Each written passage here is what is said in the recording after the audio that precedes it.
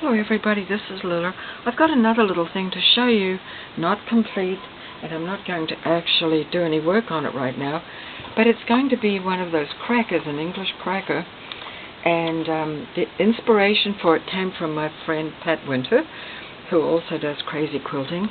So the idea is you take a piece of muslin and piece it like you would piece for crazy quilting, and I'm still working on the embroidery for this, but eventually you take a paper towel or toilet roll holder, the cardboard I mean, the tube part of it, and I usually use paper towel, but to show you, it's going to be wrapped around, and of course it'll be stitched on here, and then there's going to be frills and lace and stuff on the side, and then it's going to be gathered in on the sides, and it'll look like one of the English crackers.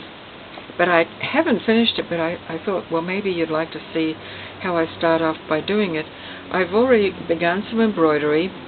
First of all, I put some trim on a couple of the lines here, and let's see, I put trim there, and I put sort of a ribbon braid there, and then I did some hand stitching there, here, and here, and here, and here, which I will embellish with some beads and so forth.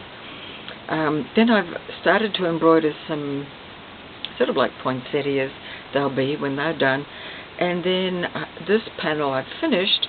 On the background it really lent itself to doing some pine needles and pine cones, so I did some pine needles and pine cones there, all done with 3 strands of embroidery floss. So I have no pattern for them, I just made them up. So when this is further along, I will do another video and show you, but meantime, because I was playing with pieces, I thought, well, I may as well just go ahead and piece some other things and see what I can do with them. So the next thing I've done is I have pieced a piece, actually let me take that off there, I've pieced a long strip.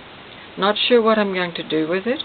It could be a wrist cuff, I'm not totally sure, but I had scraps, so that's what I did there, and I already did a few rows of machine stitching on the sewing machine on that. And then I've cut a piece of fabric, Christmassy fabric, that will go on the back. If it's a cuff, I don't know what I'm going to do with it exactly. Could be another cracker. I also pieced just a piece of silk actually. These were more scraps. I did not use the velvet on that, so I used it on that. Don't know what I'm going to do with them. This is how my mind works. When I've got scraps, I just hate to throw them out. They're too small to do anything with, but you can usually build up something. So they could be a cuff, they could be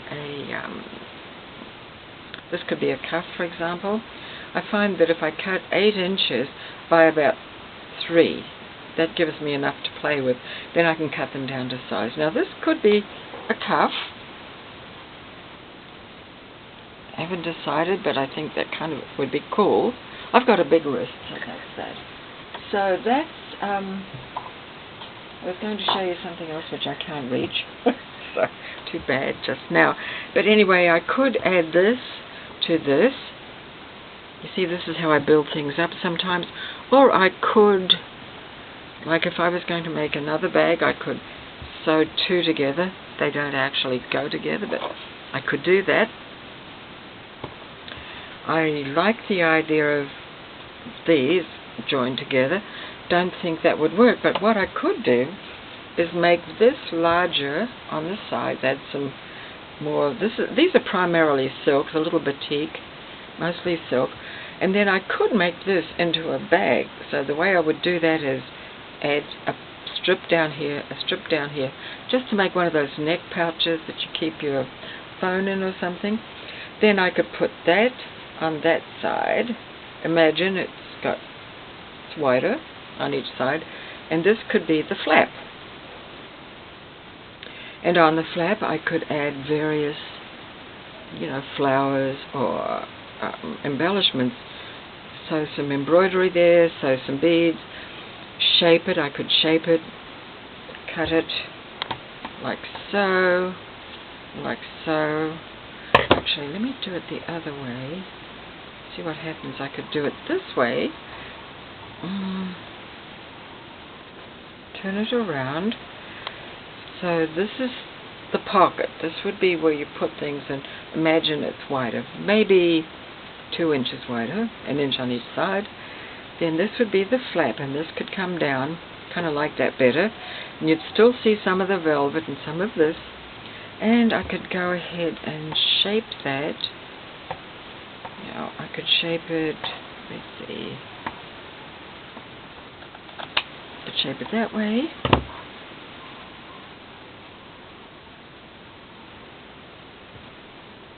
And then what I would do is shape it equidistant, that side.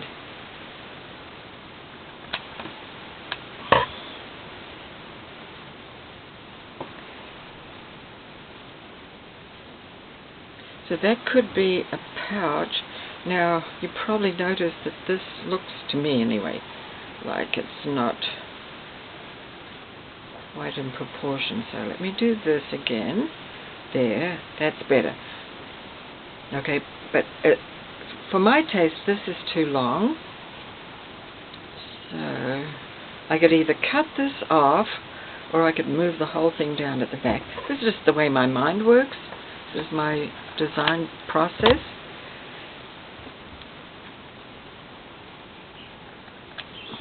Okay, there we go.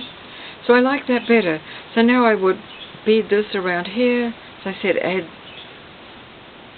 on the sides, and I've got a nice little neck pouch.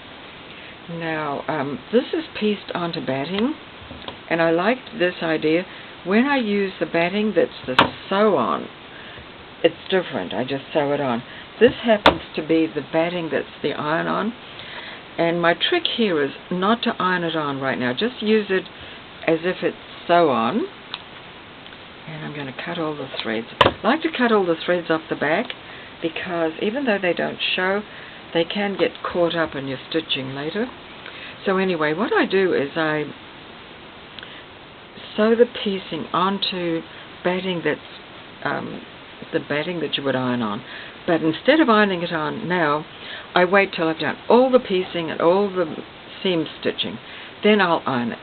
Then after I've ironed it, then I'll do the beading or whatever else needs to be done. So that's that. This one is this one that I just showed you, that I may or may not make into a cuff. Not quite sure how I'm going to do this. This one is strip piecing. That means I laid the pieces out face down on top of another piece, so that there's a seam in there, then folded that down, another one face down on top, and there's a seam. So in other words, no rough seams, unless I intentionally want a rough seam like here, where it's showing green on the other side, so I like that.